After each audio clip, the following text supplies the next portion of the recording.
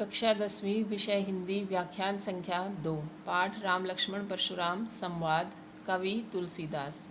इस पाठ का एक व्याख्यान हमने पढ़ लिया था जिसमें हमने तुलसीदास जी का जीवन परिचय, पाठ परिचय, भाषा शैली आदि विस्तार से पढ़ा था। अब हम आगे इस पाठ को पढ़ेंगे। तुलसीदास जी का जीवन परिचय हमने पढ़ लिया था कि इनका जन्म स्थान जो है, कुछ विद्वान जो है इनका जन्म स्थान उत्तर प्रदेश के बांदा ज़िले के राजापुर गांव को मानते हैं और कुछ राजस्थान सोरो जिला एटा को मानते हैं।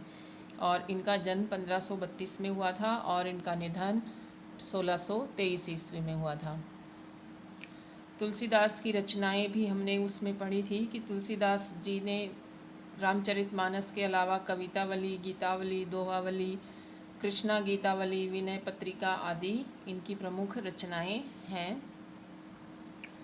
पाठ परिचय पाठ के अंदर सीता स्वयंवर का यहाँ पर वर्णन किया गया है कि सीता स्वयंवर जब हुआ था तो उनके पिता ने एक शर्त रखी थी कि जो भी शिव धनुष को तोड़ेगा उसके साथ सीता का विवाह कर दिया जाएगा। तो शिव धनुष राम के द्वारा तोड़ दिया जाता है और शिव धनुष के टूटने पर वहाँ परशुराम क्रोधित होकर आते हैं। उसके बाद का यहाँ पर वर्णन किया गया है। अब हम पढ़ेंगे दूसरा पद। लखन कहा हंसी हमरे जाना, सुनहु देव सब धनुष समाना। का क्षति लाभु जून धनु तोरे, देखा राम नयन के भौरे। छुअत टूट रघुपति ही हु न दोसु, मुनि बिनु काज करिए कत रोसु। बोले बोले चितई परसु की औरा, रे सट सुने ही सुभाऊ न मोरा।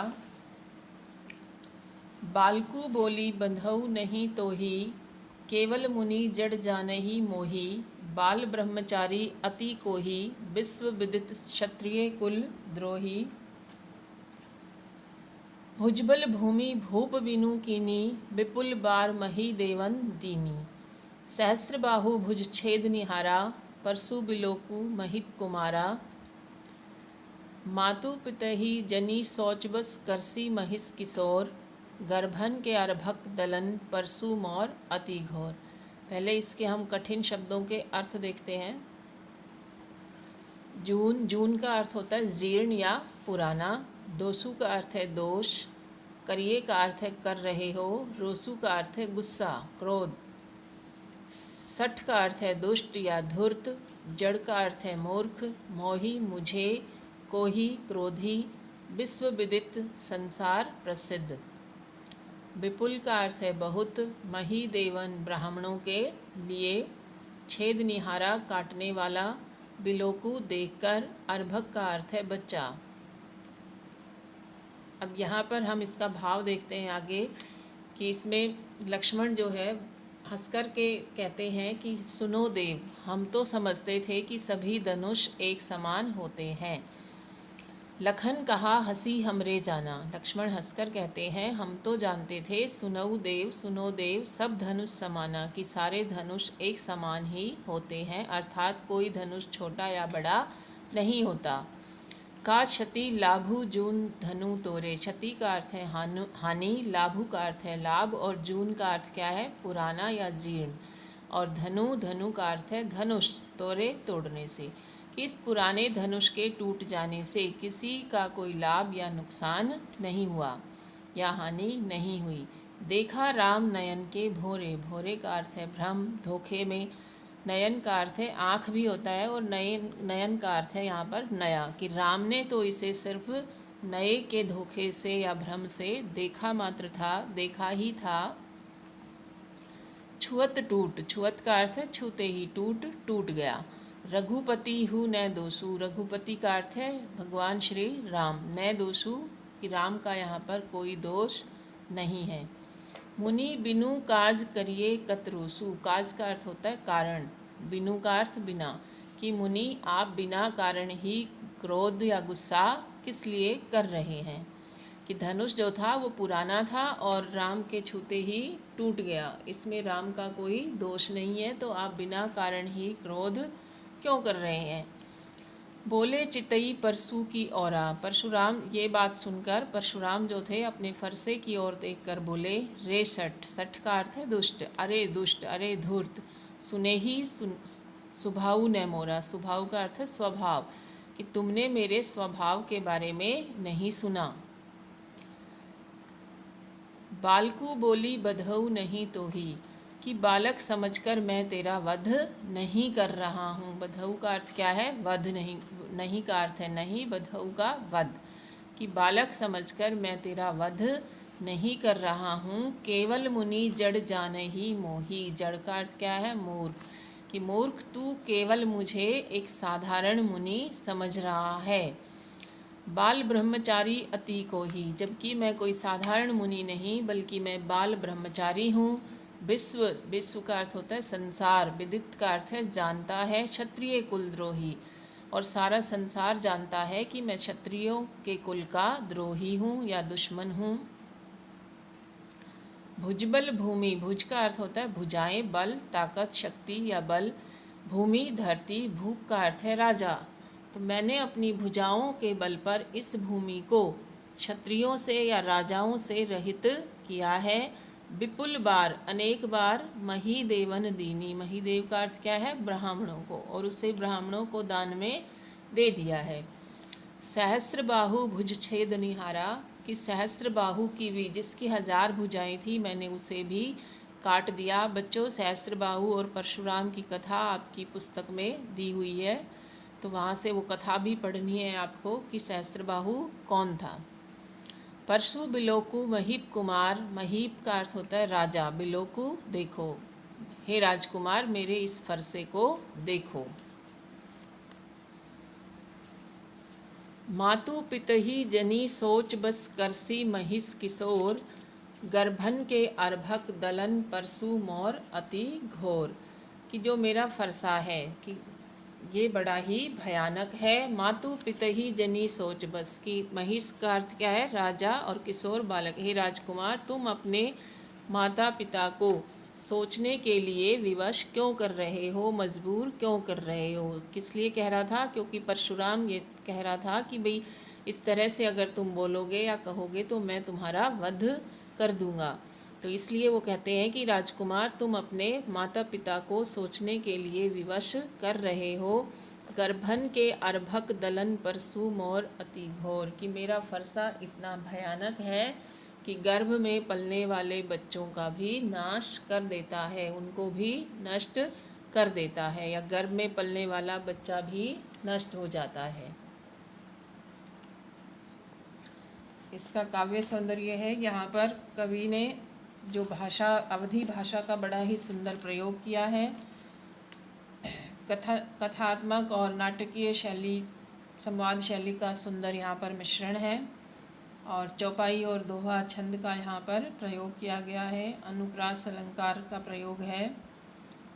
अनुप्रास के उदाहरण जैसे हंसी हमरे, मुनि बिनु, काज करिए, सठ सुने ही सुभाव आदि पंक्तियाँ इसमें अनुप्रास अलंकार की है। और पात्रों के बोलने से ही उनकी चारित्रिक विशेषताओं का बोध अपने आप ही होने लगता है। अब हम पढ़ते हैं तीसरा पद। तीसरा पद है, बिहसी लखनऊ बोले मृदु बानी, अहो मुनीसु महाभटमानी, पुनी पुनी मोहि दिखाव कुठारू, चह तुड़ावन फूकी पहारू, इहाम कुंभड़वतिया कोऊ नाही, जे तर्जनी देखी मरी जाही। देखी कुठारू सरासन बाना, मैं कछु कहा सहित अभिमाना, भृगुसुत समुझी जनेऊ बिलोकी, जो कछु कहू सहु रिसरोकी, सुर महिसुर हरिजन अरुगाई, हमरे कुल इन पर न सुराई, बंधे पापू अपकीर्ति हारे, मारत हूँ पाप परिये तुम्हारे, कोटि कुलिस सम बचनु तुम्हारा, व्यर्थ धरहु धनुबान कुठारा, जो बिलोकी अनुचित कहेऊ, क्षमहु महामुनि धीर, सुनी सरोस भृगुवंश मणि, बोले गिरा गंभीर। कठिन शब्दों के अर्थ देखते हैं। बिहसी का अर्थ है हंसकर, महाभट का अर्थ है महायोद्धा, कुठारू का अर्थ है कुल्हाड़ी, पहारू पहाड़, कुम्भड़बतिया बहुत कमज़ोर या काशी फल या कुम्भड़े का बहुत छोटा फल। तर्जनी का अर्थ है अंगूठे के पास की उंगली। सरासन धनुष बिलोकी देखकर। सुर का अर्थ है देवता, महिषुर ब्राह्मण। गाय का अर्थ है गाय। सुराई वीरता, कोटि करोड़। भृगुवंश मणि, भृगुवंश के मणि परशुराम जी। गिरा का अर्थ है वाणी। तो यहाँ पर लक्ष्मण जी जो है बिहसी लखनऊ बोले मृदु बानी। बिहसी का अर्थ है हंसकर लक्ष्मण मधुर वाणी में बोले। अहो मुनीसु महाभट मानी, कि मुनि आप अपने आप को बड़ा योद्धा मानते हैं।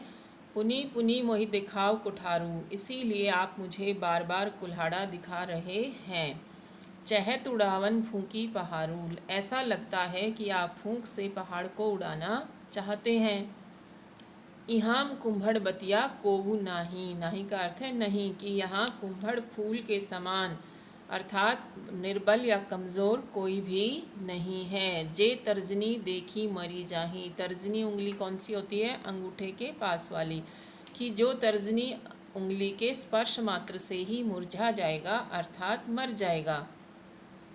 देखी कुठारू सरासन बाना, मैंने तो आप कुठार धनुष बाण धारण किए हुए अर्थात ऐसी वीर की वेशभूषा को देखकर ही आपको कहा सहित अभिमान के साथ कुछ कहा था या कहा है।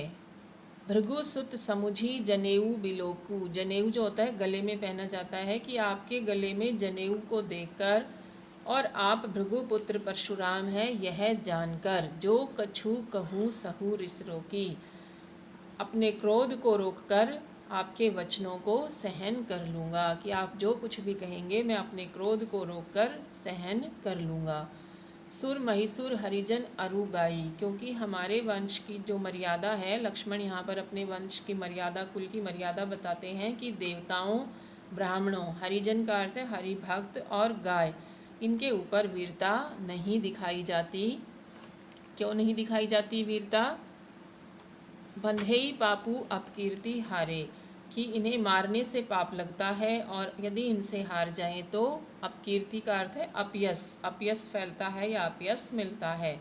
अतः यदि आप मारत हूँ पापरिये तुम्हारे, आप मुझे मारें भी तो भी मैं आपके पैर पकड़ लूँगा या पैरों में गिरना उचित समझूँगा। कोटि कुलिस सम बचनू तुम्हारा, आगे लक्ष्मण कहते हैं कि आपने धनुष बाण जो कुल्हाड़ा व्यर्थ धरऊ धनुबान कुठारा, कि आपके जो वचन हैं कोटि कुलिस, कोटि का अर्थ है करोड़ों, वज्रों के समान है। फिर आपने व्यर्थ में ही ये धनुष बाण और कुल्हाड़ा धारण किया हुआ है। जो बिलोकी अनुचित कहेऊ क्षमहु महामुनि धीर, अतः धनुष बाण और कुल्हाड़े को धारण किए हुए या वीर वेश को देखकर मैंने आपको जो कुछ भी अनुचित कहा या कह दिया है उसके लिए महामुनि धीर, धीर का अर्थ है धैर्यवान, धैर्यवान महामुनि मुझे क्षमा करें। सुनी सरोस, यह सुनकर भृगुवंश के शिरोमणि कौन थे? परशुराम गंभीर वाणी में बोले। गिरा का अर्थ है वाणी। परशुराम ये बातें सुनकर गंभीर वाणी में बोले। काव्य सौंदर्य, इसका काव्य सौंदर्य है तो पद के अंदर अवधि भाषा का सौंदर्य है और चौपाई और दोहा छंद का प्रयोग किया गया है और अनुप्रास अलंकार का प्रयोग है। इसमें उपमा अलंकार भी किया गया है प्रयोग। उपमा अलंकार का उदाहरण है इसमें कोटि कुलिस सम बचन बचनु तुम्हारा। अब हम गृह कार्य देखते हैं जो हमने आपको पहले पद पर आधारित आपको गृह कार्य करना है। दूसरे पद पर आधारित प्रश्न है और तीसरे पर भी है। दूसरे पद पर आधारित प्रश्नों में पहला प्रश्न है, श्री राम द्वारा शिव धनुष तोड़े जाने पर लक्ष्मण ने परशुराम से क्या कहा? काव्यांश के आधार पर परशुराम की चारित्रिक विशेषताएं बतानी है, उसके चरित्र की विशेषताएं बतानी है आपको। तीसरा प्रश्न है, परशुराम लक्ष्मण से अपने फरसे की ओर देखने की बात क्यों कह रहे थे? तीसरे पद पर आधारित प्रश्न है परशुराम की गर्वोक्ति। गर्व उक्ति से गर्वोक्ति का लक्ष्मण ने किस प्रकार उपहास किया। उपहास का अर्थ होता है मजाक किया। दूसरा है लक्ष्मण ने अपना क्रोध रोककर परशुराम की कटु वाणी कड़वी वाणी सहन करते रहने का क्या कारण बताया। तीसरा है इहाम कुंभड़बतिया कोऊ नहीं कहकर लक्ष्मण ने अपनी किस विशेषता को प्रकट किया है। अब हम देखते हैं व्याख्यान 1 में जो गृह कार्य दिया था, पहले पद पर आधारित प्रश्न थे, उनके उत्तर देखते हैं। परशुराम ने सेवक और शत्रु के बारे में क्या कहा है। तो परशुराम ने सेवक और शत्रु के बारे में कहा था कि सेवक वह होता है जो सेवा का काम करे और शत्रु कौन होता है जो शत्रुता का काम करे। शत्रु के समान जो कार्य करता है उसके साथ लड़ाई करनी चाहिए। दूसरा था स्वयंवर स्थल पर शिव धनुष तोड़ने वाले को परशुराम ने किस प्रकार धमकाया। तो कैसे धमकाया था कि जिसने भी शिव धनुष तोड़ा है वह सहस्त्रबाहु के समान ही मेरा शत्रु है और इस सभा से अलग हो जाए, नहीं तो यहाँ पर उपस्थित सभी राजा मारे जाएंगे। तीसरा प्रश्न था काव्यांश के आधार पर परशुराम के स्वभाव की विशेषताएं लिखनी थी। तो परशुराम जो थे वो शिवजी के परम भक्त थे और शिवजी का अपमान नहीं सह सकते थे। क्षत्रियों से उनका पुराना वैर था या क्षत्रिय कुल के द्रोही थे। परशुराम वीर थे, क्रोधी स्वभाव के थे, साहसी थे और अपनी प्रशंसा करने वाले थे। और चौथा प्रश्न था कि पठित काव्यांश में से अनुप्रास का एक उदाहरण लिखना था आपको, अनुप्रास अलंकार का। तो सहस्त्रबाहु सम सो रिपु मोरा, यह अनुप्रास अलंकार का उदाहरण है क्योंकि यहाँ पर सवर्ण की आवृत्ति एक से अधिक बार हुई है।